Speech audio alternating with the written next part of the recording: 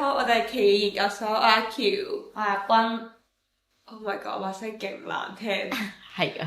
我哋係一齊病，呢個禮拜係發生咩事 ？Anyway，好啊，我哋今日終於進入主題。我哋今日嘅主題係講距離感啦，咁樣。咁咧，點解會有呢個討論嘅咧？就係點解咧？嗰陣時我哋講起啲咩咧？總之大概上應該就係我哋遇到身邊有啲咁嘅人啦，然後咧就開始覺得身邊嘅人咧對呢個距離感係冇乜 concept 嘅，即係佢哋係唔識得點樣同人哋保持適當嘅距離感，令到人哋有舒適嘅關係。係。咁然後咧，我哋就開始延伸，就開始覺得原來喺唔同嘅關係層面上，其實都好似距離感都係一個好難嘅 topic， 亦都係好重要嘅一個 topic， 所以我哋就開始喺度諗。係。咁所以你覺得咩距離感啊？距離感我就係覺得係即係一個相處模式嚟嘅，即係兩個人之間點樣可以相處得舒服。而我覺得最緊要就係嗰種距離感咯，好難啊！你會點定義距離感？我覺得係一種默契嚟嘅喎。即係對我嚟講，距離感係一個人同人之間，但我唔需要透過講，但係我自然地會有一種距離咯。而嗰個距離係唔係透過講，然後大家會產生嘅咯，而係大家透過感受大家嘅存在，然後會俾一啲空間大家咯。而我哋都覺得有 sense 係重要嘅，係好重要。但係我覺得，因為我覺得我同其他 friend 咧有另一個討論，有另一個 terms 嘅，我哋會講邊界感嘅。係。但係我覺得距離感同邊界感係唔同嘅，邊界感係再惡啲嘅，我覺得。係。但我覺得距離感係一種 feel 嚟嘅，邊界感就係好 straightforward， 就係唔好踩我條界。即係有啲似底線咁樣。係啦，底線啲嘅。但我覺得距離感係一種，就好似我啱啱講嗰種，係默契同埋一種適度或者有限度嘅距離。可以踩，但係盡量唔好踩，感覺啫，係咁樣嘅感覺啫。係會有啲唔舒服，未去到話你即係踩到我底線，我想殺咗你咯。冇呢個感覺嘅。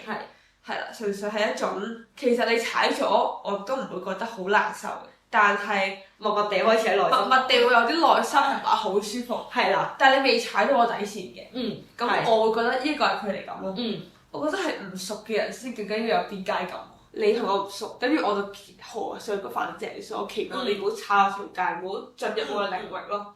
咁我就覺得係邊界感啦。即係例如我個例子就係擔遮咁樣。咁我會好期望嗰啲人有邊界感咯。即係你唔好遮搭遮，我同你係唔撚實熟嘅。請你都行開少少。你一踏進咗我個領域，然後踏多我把遮，然後或者你把遮篤到我隻眼咧，咁我覺得就係一個好冇邊界感嘅人咯。但我唔會形容佢係一個好冇距離感嘅人。咁我就形容佢係冇邊界感啦，即係你完全 feel 唔到個空間應該係你唔好踩入去嘅咁樣。但係距離感我會用咩咧？就係真係人同人嘅關係，即係可能多啲連結嘅關係，我先會用距離感咯。係啦，即係我幾時會形容同一個人好有距離感，就係可能我同佢好耐冇接觸啦。咁我就會形容，喂，好似近排同佢有啲距離喎咁樣。咁你會用距離感嚟去形容同一個人嘅關係啦，咁樣幾有趣喎！即係我會咁樣去分辨佢哋兩樣嘢啦。即係唔知就行遠咗啦，去咗講邊界感 anyway。即係但係我都講咗多少少關於距離感嘅定義啦，咁樣。我覺得可以多少少討論下唔同層面嘅距離感嘅。我會想講家人，呢個係我最有感嘅一件事，亦都係我開頭覺得家人其實可能未必有咁多人諗需要距離感，大家就會覺得啊，家庭應該係好 close 嘅，大家係應該要好了解或者好親密嘅，咁我哋就唔會去諗其實我哋係需要個距離感。但我開始發現，無論我係父母又好，兄弟姊妹又好，其實真係要有嗰種默契去保持嗰個距離感，令到大家有嗰種舒服嘅感覺。即係有個例子，我阿媽係好中意幫我執嘢嘅。即係可能係我擺低個袋，咁之後咧我就會攤後，咁喺呢個過程咧佢就已經開始睇唔順眼，開始想幫我執啲嘢出嚟㗎啦，就想將我啲嘢即係擺翻去原位咁樣樣。咁其實都個袋入邊都唔係有啲咩唔見得光嘅，但係就開始就係覺得，即係我就會想啊，我自己嘅嘢我會想自己處理翻佢，我嘅空間我會想我自己去完成佢，即係我就會覺得呢一樣嘢係即係我哋都係要有適當嘅距離感，即係等於佢買完餸之後，我都唔會無啦啦幫佢啲散銀擺翻晒個袋啦，係咪？即係我都唔會無啦啦去做，即係去干涉佢嘅空間嘅事情。可能佢想咧，即係佢想我幫佢收埋啲錢。講笑啫，sorry。如果佢想嘅話，就真係佢覺得舒服啦，佢就唔需要呢個默契嘅距離感，佢唔需要呢個距離，但係我需要，我需要呢個空間，我有少少唔同，所以我係需要距離感一個人，我想佢遠少少。係，但我覺得係嘅，家人我覺得其實要需要距離感嘅。但係我覺得我屋企嘅 situation 有少少唔一樣嘅，咁但係我都慢慢地覺得其實我都需要有啲距離感嘅同屋企人，係即係我應該話我俾多少少 background 就我屋企人同我其實係幾 close 嘅，我同我爸爸媽媽嘅關係就好似朋友咁樣，係即係其實我有啲咩我都會同佢哋分享啦，或者我生活上面大大小小嘅嘢我都會想同佢哋一齊經歷嘅咁樣啦。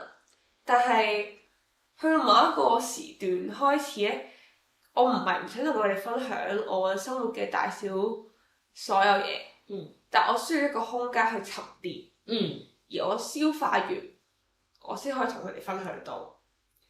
咁所以我覺得去到我而家呢個階段嘅時候咧，可能我收咗工啦，或者我以前返完學，甚至我可能實習完咧，其實每一日放工嗰段時間咧，其實我係需要個人空間咯。但係我諗而家嘅屋企人好大部分可能都係獨生仔女咧，咁變相你其實返到屋企個 focus 都會擺喺你度嘅。係。咁你好少好難會有一個好自由或者好個人好 personal 嘅空間俾你去沉澱同思考咯。而佢哋可能會覺得好奇怪，因為以佢哋以往認識嘅你都係好多嘢講或者好開心好樂天啦，但係翻到嚟要沉澱同埋要思考嘅時候，其實佢哋係會有啲擔心。係啦，即係佢哋會好想問候你今日過程點，或者佢好想知你發生咩事，或者佢哋想問你，但佢又唔敢問，然後講一啲好無聊，但係或者係問一啲好唔關事，佢淨係分享佢自己嘅生活嚟去想令到你開心啲咁樣。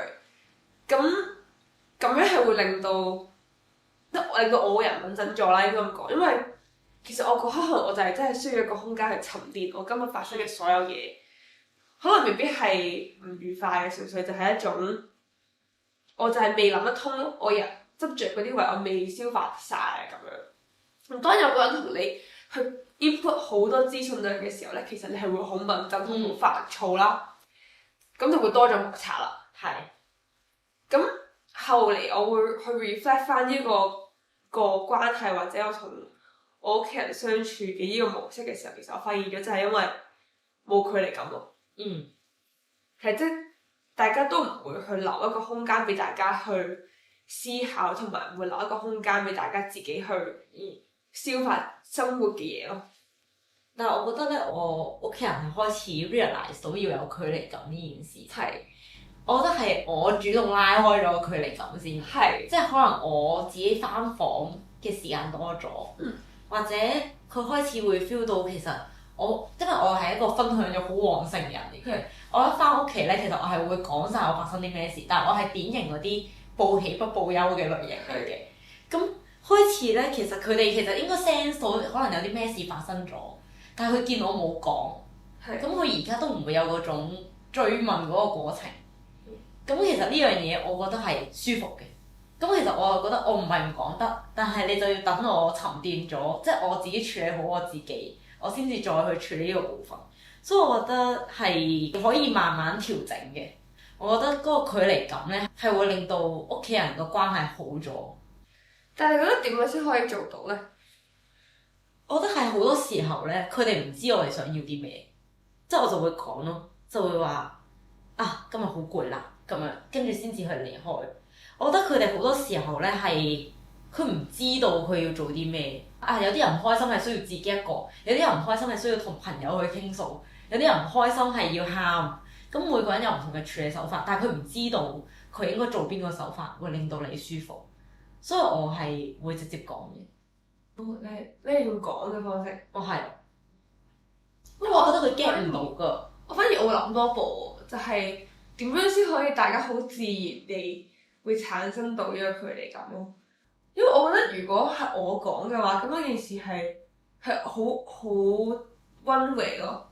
我覺得最理想嘅狀態就係大家各自都有各自獨立嘅生活咯。而我覺得即係我去 overfeel 翻我屋企嘅狀態，其實係大家各人唔係好獨立咯，好依賴嘅。其實個屋企人，可能我因為我仲細個嘛，咁我淨係有朋友啦，有依樣有嗰樣啦。但可能 as 個爸爸媽媽嘅狀態係未必每一個家庭嘅人都會有自己嘅生活圈咯，即係有自己嘅社交圈子，有自己嘅生活，有自己嘅興趣，而好大部分可能媽媽嘅角色會犧牲多啲，尤其係我哋嗰個 age 嘅爸爸，即係雖然佢哋有工作，但係同時佢哋都要兼顧家庭，所以佢哋失去咗好多社交嗰部分，或者佢原有嘅生活啦。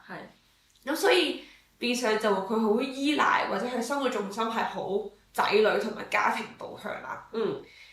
即係佢要 control 嘅嘢就係屋企同仔女咯。咁佢就會唔識拿捏個距離感，因為佢冇咗其他部分啊嘛。即係人生點解我哋而家依刻我哋覺得好需要距離感，就係因為我哋要 handle 好多唔同嘅部分啦。而我哋 handle 好多唔同嘅部分嘅時候，其實係辛苦噶嘛。所以我哋每一個部分我哋都有距離啦。但係我屋企人或者我爸爸媽媽嘅狀態就係，其實佢哋去到呢個 age，佢哋要控制嘅 element 其實真係唔多啦。可能之後退休，其實佢再少多一個 element 嘅時候，其實即係更加想係可以 control 多啲唔同嘅部分啦。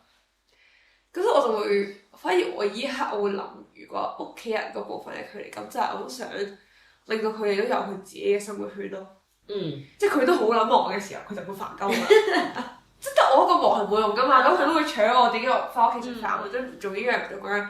但係當佢都有佢好想過嘅生活，或者有佢想行嘅想試嘅嘢嘅時候，咁會唔會就會唔同咧咁樣？但係即係 which 係最理想嘅狀態啦，即係我未實現到嘅咁樣。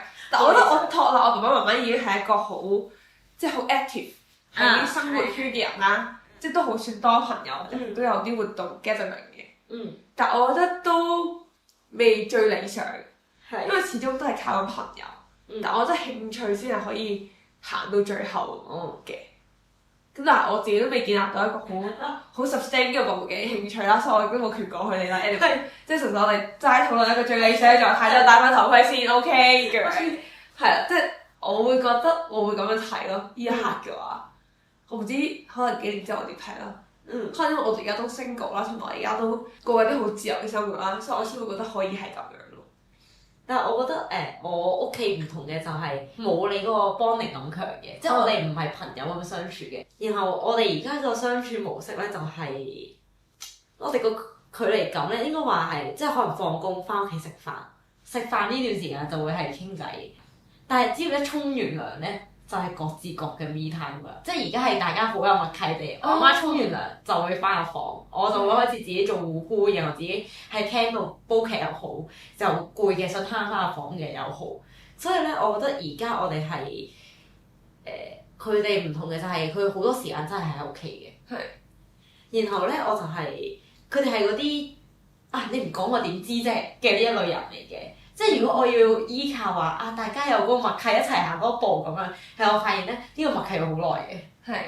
咁唔需要，我可以做一個好直白嘅人話我今日唔想咩咁樣，我今日想咩咁，或者可能嗰日我阿爸心情好嘅，想同我一齊落海濱散步嘅，咁咪一齊去咯咁樣。我今日唔想去嘅，咁就唔想去咯咁樣，咁就冇咗以前嗰種嚟啦，做咩啫咁樣？點解啫？做咩嘢唔陪我喎？即係冇咗呢啲㗎啦。而家就係嗰種。好啦，講一次，咁大家明啦。去唔去係啦，唔需要再做嗰啲無謂嘅揣測。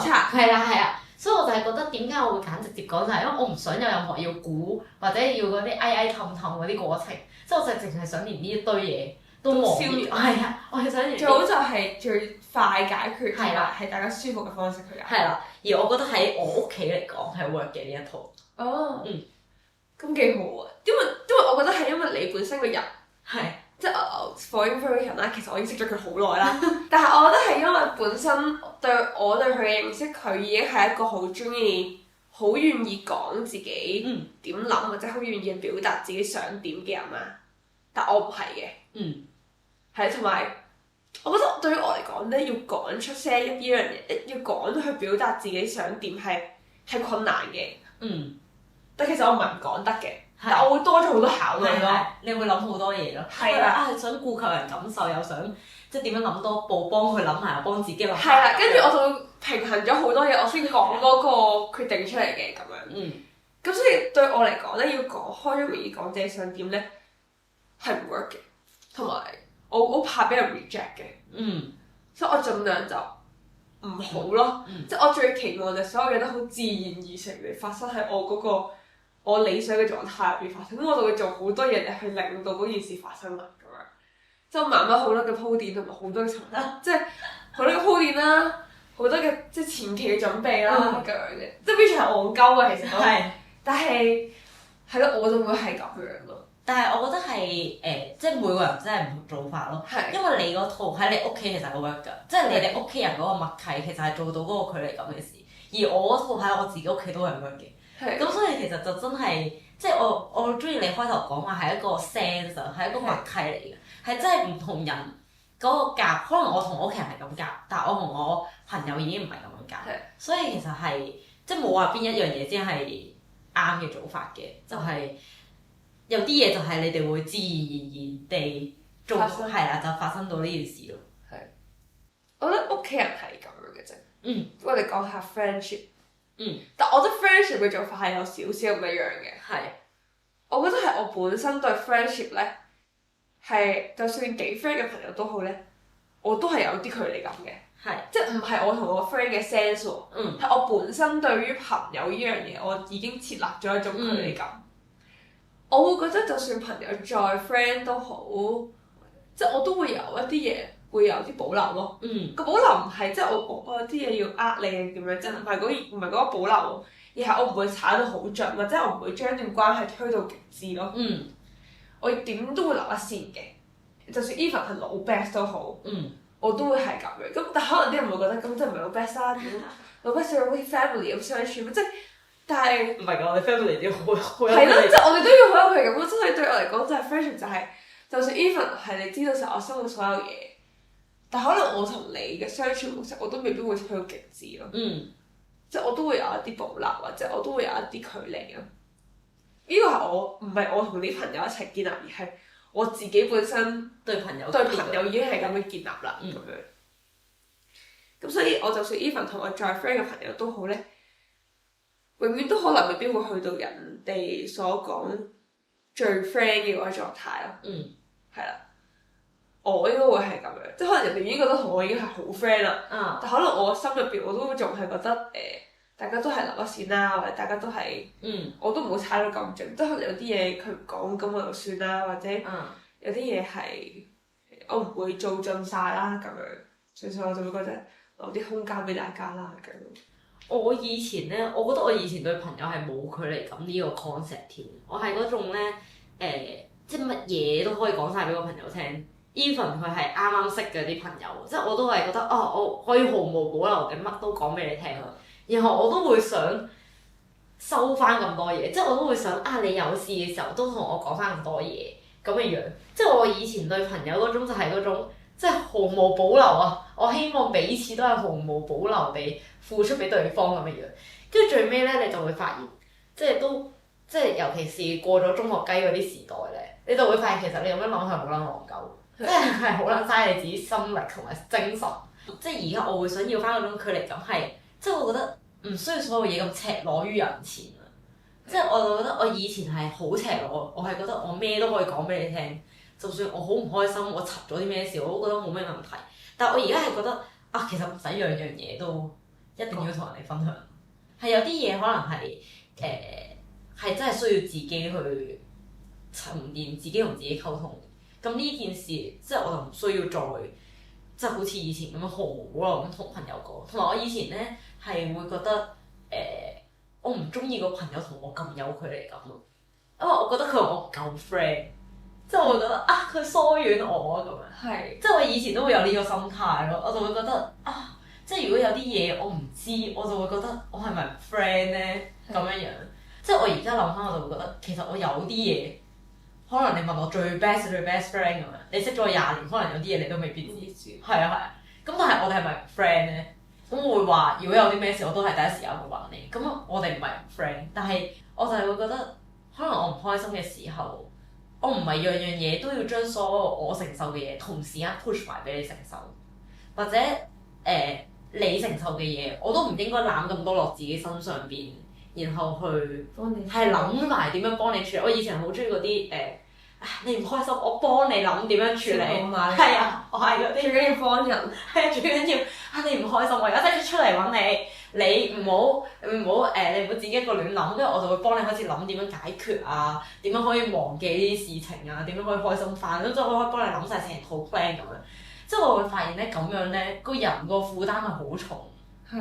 個距離感係無論係你對我定我對你，其實都應該要有翻啲。係。因為其實你最尾發現，其實處理啲事情都係我自己先至可以去最終處理嗰個人。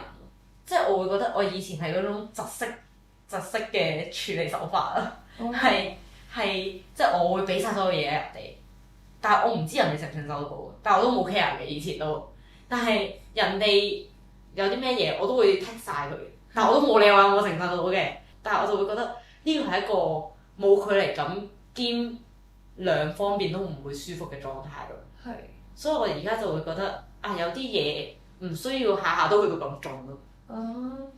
so far 我同你相處好似冇喎，即係 even 你都同我一齊經歷咗個 tough time，但我又冇覺得你有搶。但係因為你同我都係啲其實自己心底裏已經有諗法嘅人，但係只係要梳理或者要有人認同，或者我要自己同自己要有一番掙扎同埋對話。係。但我係講緊嗰啲我身邊嗰啲，我認為嗰啲好撚蠢嗰啲朋友。即係嗰啲可能俾人呃咗，佢唔知，佢以為人哋係真心好友，但係其實擺明就唔真心好友，係啦，擺明就不懷好意，但係跟住呢啲時候我就會即係成本上係啦，我好撚想幫佢做啲嘢。呢啲時候我就會係嗰啲毫無距離感，我諗住 arrange 好晒添，我淨係比佢阿媽更加着緊啊嗰下，所以我就會覺得我自己都好攰，佢都應該好攰。係。咁但係。佢 as 一個朋友，佢都知我係懷著好意咁樣去嘅，咁所以佢都會唔知點樣係咯，點樣處理咯。咁我就係覺得，即係呢啲嘢都係一個距離感，係就算我係一個好 friend 嘅狀態，都應該要有咯。就係辛苦自己咯。係啊。都會嘅。所以距離感係，我覺得係一個保護自己、保護人哋，即係必須嘅東西。反而我係以前我其實就而家都會，即係可能一啲新識嘅 friend 我都會好 care 點解你有時去玩叫佢唔叫我啊？點解同一個 squad 叫埋啊嗰啲？係咯，即係我都會 care 呢啲嘢。係啊。我而家都 care 嘅，但我會而家會諗多一步喎。即係如果當我會諗得呢一個 squad 點解有啲人叫佢唔叫我嘅時候咧，即係其實我相處係唔舒服㗎。即係應該係我本身個距離感嗰個 sense 大家係唔同嘅。係啦，即係大家本身個 sense 係唔一樣，大家對於 friendship 或者對於點樣相處個 sense 係唔一樣嘅。因為同我相處得好好嘅朋友咧，大部分大家都會有默契，知道就係一係就叫埋，一係就會。你都俾咗足夠嘅安全感話俾我聽，就算 even 我唔叫你，其實我心裏邊都會記得你嘅。係咁呢個就係嗰種有安全感式嘅距離感咯。但我覺得呢個係需要時間嘅。但係我覺得有一啲朋友係就算識好短時間，但係佢都會 sense 到，然後大家 build up 到咯。咁樣咁所以當我會覺得會諗呢啲做唔到嘅朋友，或者我會有一啲咁樣 confusion 嘅時候嘅朋友，即係證明我哋個 sense 係冇咯，或者我哋根本就唔夾咯，或者我本身相處得唔舒服嘅，即係我而家會多咗一個咁樣嘅認知咯，同埋可能我本身都投放得唔多落去咯，即係我好自然地，其實我自己都唔係好會投放嘅，但係嗰個投放嘅意思唔係我唔擺時間去一齊玩喎，但可能擺時間一齊玩嘅過程當中，其實我唔係人哋都未必 feel 到我好撚投入咯。或者我係一種假投入咯，即係因為大家都見見到我真係好投入嗰個樣，就係我好撚認真去討論一啲嘢嘅時候，即係如果我即係今日分享我啲唔開心嘅嘢啦，可能我淨係講咗唔開心嘅面咯，同埋唔開心嘅情緒咯。但係如果真係同嗰啲我好升到嘅朋友，有距離感 sense 嘅個 friend 咧，佢應該係會明白我係需要嘅係同我一齊梳理呢個過程。係啦。咁就會變相佢會 feel 到我好撚投入去，其實佢都同我一齊投入緊去梳理呢個過程啦。咁先會培養到嗰個 sense 同埋培養到嗰個 friendship 啦。但係當我其實假投入嗰啲 squad 咧，其實係冇咗嗰個一齊梳理嗰個過程，因為可能佢未必想聽啦，或者佢都係一個好快去到結果導向嘅人啦。佢就好快俾一啲 judgment 或者好快俾到一啲結論你。佢冇陪你一齊經歷嗰個梳理嘅過程，其實係就真係唔夾咯。咁就冇辦法係，可能我都會有距離咯。即係我可能我再分享一啲嘢嘅時候，我都唔會再講其實我背後真正諗到啲乜嘢咯。可能我只係講咗啲 facts 或者同埋講咗我依一刻嘅感受。但佢唔會明到其實我背後其實我糾結啲咩咧？我最近啲咩咧？或者其實我內心係點咧？其實我會唔會都有啲嘢其實係我過意唔到，就係佢係唔知，只係剔到我就係你就係咁咯，你就係唔開心咯，你就好多嘢諗咯咁樣。但佢唔會知道你棘緊乜嘢，或者佢唔會知道你其實多嘢諗嘅原因係乜嘢咧，佢就唔會經歷到呢個部分。我突然間諗喎，你有冇試過俾人話你個人真係好有距離感同你講？我係啊，冇喎。但係我覺得你似會有多啲喎，即係對比起我嘅話，即係啲人點樣為之生得好有距離感咧？就係嗰啲咩，即係成日笑口噬噬啊，即係嗰啲好 nice 啊、好溫柔女生咁樣嗰啲咧，嗰啲人佢哋就會覺得好親和力好強。跟住有啲人咧就放鬆嘅時候唔係笑緊咁樣嗰啲樣咧，啲人都會話呢個真係生得好似好有距離感喎咁。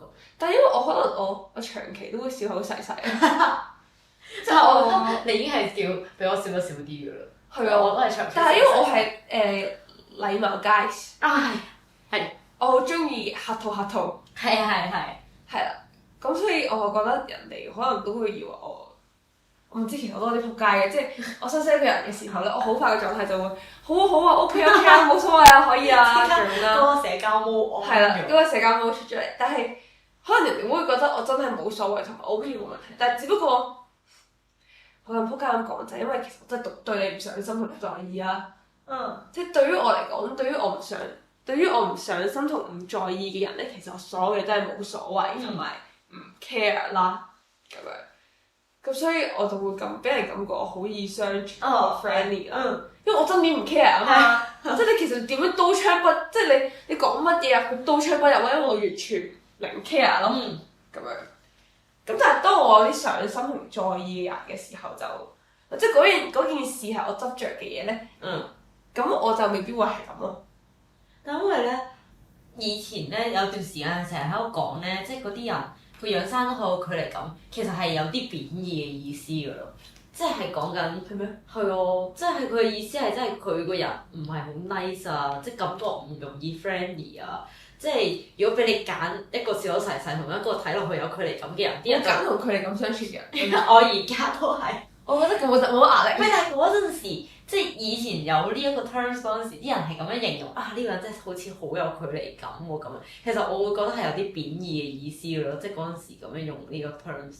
但係其實如果而家俾我揀嘅話，即係做一個笑口噬噬嘅人同埋一個有距離感嘅人，揀咗距離感嘅人，我都係揀咗一個距離感嘅人。OK。但係我覺得咧，我個狀態少少唔一樣嘅，就係啲人咧會覺得同我好 friend。但係 friend 極都只係咁樣咯。係啊，你係有呢種感覺㗎。係啦，咁我諗我俾人嘅感覺嗰個距離感就係咁。你係有個罩咯，本身就係啊，即係 friend 極都只係去到呢度嘅，冇得再入多少少嘅。咁呢個就係我啱回應到我對 friendship 嗰種距離感咯。係。想講點解我會揀想做一個即係個樣睇落有距離感嘅人？就因為我發現咧，即係話我哋啱啱講嗰啲即係家人啊，或者嗰啲朋友，即係對於我嚟講都係啲好 close 嘅人啊。係。咁呢啲就真係好有默契㗎。但係有啲真係唔撚熟嗰啲人咧，嗰啲人冇距離感先係最乞人憎咯。似熟都係熟。係唔係真係好熟嘅人？即係例如可能係即係識咗一日咁樣。係啦，即係可能係好 friend 同科，但係即係一個禮拜上一堂咁樣，跟住但係其實落堂之後就唔會再講嘢嗰啲。但係你一上堂就有嗰種喂點咧咁樣嗰啲，即係嗰種即係佢哋呢啲人咧，即係可能見到你可能靜少少，即係就話喂做乜今日咁靜啊咁樣，都唔撚似你嘅做乜撚啊咁樣。跟住佢如果我嗰下真係 emo 嘅話，咁我就會內心啊咁點解你個人可以有翻少少正常佢？真係㗎，我會粗粗摸過，我都會咁嘅喎。但係如果你到人都已經係 emo 緊或者燥底緊咧？咁我又唔會去玩嗰啲會有咁樣嘅人。唔係，但係如果上堂咁樣，跟住可能有啲人，即係會有啲係我咁 feel 到我可以咁樣講，我先會講咯。我呢個可能係我 sense 到啦咁樣。但係有啲人係真係冇呢種 sense 噶咯，即係可能咩人都得咁樣。係啊，即係咩人都過分。即係我哋唔係好熟噶啫嘛。咁可能我有啲咩事，我唔會同你講噶嘛。咁我就開始問：喂，你係咪？點啊！即係你係咪啊？你係咪分咗手啊？最近咁樣，我見你 IG 冇晒啲相嘅咁樣，即係呢啲我就會做咩？關你咩事？我係完全會係心諗好撚熟啊！而家可唔可以俾翻啲？不過我都係我係唔係好中意人哋問感情狀態嘅。係嘅，其實本身我就已經覺得呢件事好難問出口啦，就算你好熟嘅。但係都有好多人會中意問嘅。唔係我想講我就會講㗎啦，問乜諗啫？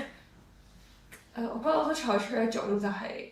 就算我唔同你講，你都會知㗎啦。咁我講啦，咁即係我唔介意講咯。但係你問我會唔會 feel good？你問其實我唔 feel good 嘅。嗯。係啦，即係我唔係好中意你問，除非我自己願意講啦。嗯。咁但係就算你問得出口，咁我都會同你分享咯。嗯。即係你夠膽問我夠膽講咯，咁樣即係我嘅狀態係咁樣。但係我冇話好中意你問咯。我唔係㗎，我係嗰個人。如果真係我冇話好熟，或者其實我唔係好中意嘅，我唔會答咯。哦。即係我係會。即係我都有啲禮貌咁樣樣，你覺得咩咪咩咯，咁就走撚咗。好想分享你。咁佢都唔係，即係咁我哋唔係好熟。即係如果你話你個原意係你想關心我，即係你驚我分咗手唔開心又好，或者你好想戥我感到開心，我拍拖啦咁樣，即係你起碼都係 as a friend 想同我 share 緊我嘅情緒，想幫我咁樣。咁但係一個唔撚熟嘅人，即係佢只係懷咗一個八卦嘅心態咯，即係完全。即係你嘅事都唔能關我事嘅，我嘅事點會關你事咧？即係我就會係一個憤世嫉俗嘅心態出嚟，可唔可以俾翻啲距離感我？即係尤其是出嚟做嘢咧，即係多咗好多嗰啲細嗰啲 social talk 咧，嗰啲我諗我係入世未夠深啦，但係嗰種冇距離感咧，即係淨係去到邊界感㗎啦，我覺得係差唔多底線嘅狀態㗎啦。所以呢啲位我就會覺得係。啲唔熟嘅人就應該更加有自覺咯，就唔該你 keep 翻好自己嘅距離感。即係如果要我下下做到咁出面咧，咁就都尷尬咯。所以我都會希望自己生為一個有距離感嘅人，但係我都係 keep 住笑口細細咁嘅。唔係咁，我笑口細細，但係都可以有距離。即係好似我咁咯，啲人就唔會覺得你有距離。唔係，即係好似我咁咯，就你去到幾多都係得咁多咯。唔係，但係你係有度窄啊嘛。但我覺得呢啲都可以避免嘅，即係純粹我課分啫。係，即係呢啲地方都係我課分嘅地方，即係我可以唔嚟又唔嚟㗎。但係咁，如果係翻工唔翻學咧？哇！你就係你中我想講嘅嘢，翻工咯，我覺得翻學都仲可以，我唔理就即係走堂。即係我走堂咪，我翻學咪坐你嗰個位咯。咁咪即係真係擺明我想同你講嘢啦，係咪先？係。或者我會特登遲少少翻入去，入個 lecture room 我遲少少先入去咯。咁我咪坐一啲即係已經冇乜人坐嘅位啦，或者坐最頭啦咁樣。好明顯我好撚想已經上堂啦，係咪先？係。一係我就想避開你，一係我就想已經上堂啦。咁一定唔係後者，一定係前者啦，係咪？係。咁你應該會自動彈走啦，係咪？但係你翻工就冇得避咯。係啊，即係 which 我其實幾唔中意嘅一樣嘢就我唔好中意人哋講八卦啦咁樣。你討論人哋嘢，或者你我同你啱啱發生咗啲嘢，跟住你同其他人講我同你發生咗啲嘢。咁我覺得以前冇必要咯。係。即係呢件事係可以好直接地解決嘅，就係我同你講翻，或者你同我講翻。但係你要特登同其他人講，喂佢做乜嘢？咁我就覺得太多啦，呢個討論已經太多啦對我嚟講。甚至係我唔係好中意人哋翻工同放工都係圍繞住翻工嗰啲人嚟討論咯。